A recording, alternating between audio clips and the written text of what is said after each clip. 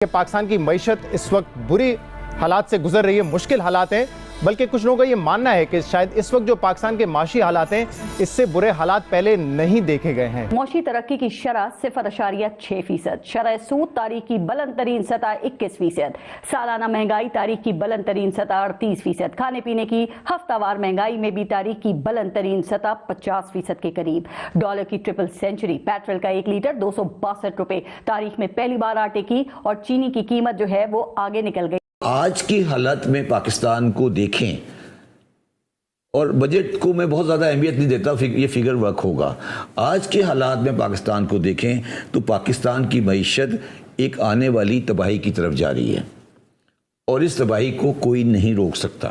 اس ملک کے سنسیئر لوگ ہیں، ان کو بیٹھ کے سر جوڑ کے سوچنا پڑے گا کہ یہ کس طرح سے ملک کو آگے بڑھائیں۔ دن بدن مہنگائی، ایشیا کی سب سے بڑا مہنگا ترین ہمارا ملک ہو گیا ہے۔ بہت سے لوگ یہ بھی کہتے ہیں کہ پاکستان کو اس وقت جو حالات ہیں اس میں جتنے بھی نیبرنگ کنٹریز ہیں، چاہے وہ ایران ہو، چاہے افغانستان ہو یا بھارت ہو، سب کے ساتھ ٹرمز بہتر کرنے کی ضرورت ہے۔ ان لوگوں کو ہماری ضرورت نہیں ہے، ہمیں جتنی ان کی ضرورت ہے۔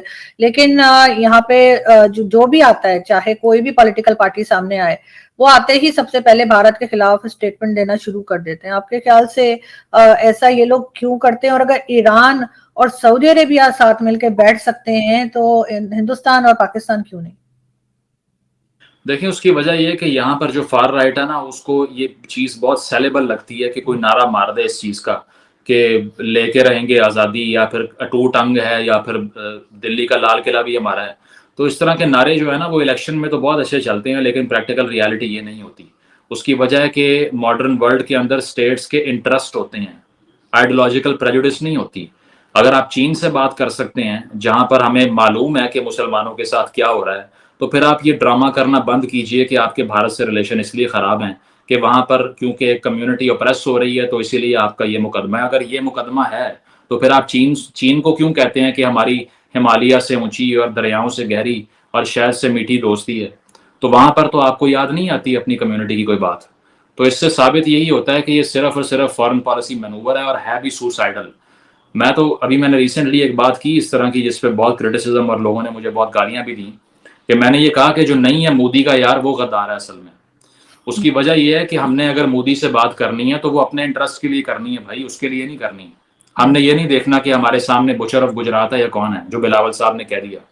تو انہوں نے یہ نہیں سوچا کہ پاکستان کے عوام، جہاں ریبیز کی ویکسین ہندوستان سے آتی ہے، جہاں لیور ٹرانسپلانٹ ہندوستان میں ہوتا ہے، یہاں پر اسپتال نہیں بنا سکے جہاں ہو سکے، جہاں ایک سبزی جو کہ ہمیں 4 گنا کم قیمت پہ واگا سے آتی ہوئی مل سکتی ہے، جو آپ دبئی سے منگوانی پڑتی ہے اوپر سے گھما کے، وہ اسی لیے یہ سب نہیں ہو پاتا کہ آپ نے پریجوڈس کریٹ کی ہوئی ہے اور آپ نے نفرت کی بنیاد پہ ایک ریاست قائم کی ہوئی ہے۔ تو جان ایلیا صاحب نے کہا تھا کہ جو ریاستیں نفرت کی بنیاد پہ قائم ہوں، ان کے اعصاب ان کے ساتھ نہیں دیتے۔ اور ہم بھی وہی دیکھ رہے ہیں کہ ہم نے صرف ایک سوشل کانٹریکٹ یہ بنایا کہ ہاں، ہمیں ان سے مختلف کمرے میں بند کر دیں اور ہمیں مختلف ملک دے دیں تو پھر سب ٹھیک ہو جائے گا، جبکہ نہیں ہوا سب ٹھیک۔ آپ نے 2 نیشن تھیوری کی بیس پہ ایک ریاست کنسٹرکٹ کی، 71 میں آپ کا تھیسس فیل ہو گیا، 51% مسلمان آپ سے علیحدہ ہو گئے۔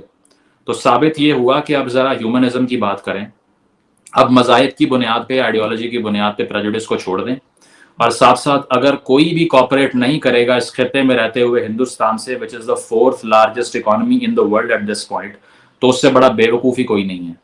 تو یہ سارے پولیٹیشنز جو ہیں، ان میں ویژن کی بہت کمی ہے۔ ان کو نہیں علم کہ آنے والی نسلیں لڑ کے زندہ نہیں رہ سکتی، ان کو نہیں علم کہ دونوں طرف اتنے نیوکس پڑے ہوئے ہیں کہ اگر اس میں سے 10% بھی چل گئے تو اس خطے میں 40 سال تک سورج نکلے گا نہیں، فصل تباہ ہو جائے گی۔ تو یہ جنگوازم کی اور جنگ کی جو باتیں کرتا ہے، دے لیک ویژن ایکچولی، اور وہ صرف پیٹی ووٹس لینے کے لیے اس طرح کی باتیں کرتے ہیں۔ جس میں بھی ویژن ہوگا، جس میں بھی تھوڑا سا ڈیپتھ ہوگی، وہ ایسی حرکتیں نہیں کرے گا۔ اسی لیے میں سمجھتا ہوں کہ پی ایم ایل این کی جو انڈیا کی پالیسی تھی، وہ شاید پیپلز پارٹی سے اور پی ٹی آئی سے بہت بہتر تھی۔ چلو واجپئی صاحب آئے تو صحیح نا، مینار پاکستان میں کھڑے ہو کے انہوں نے خطاب کیا، جو کہ جیسچر تھا کہ وہ پاکستان کو ایکسیپٹ کر رہے ہیں۔ آپ نے فوراً بات کارگل کروا دیا۔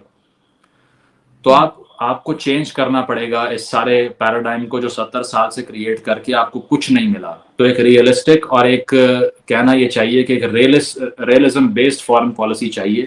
آئیڈیولوجیکل فارن پالیسی نے پاکستان کو بہت نقصان پہنچایا ہے۔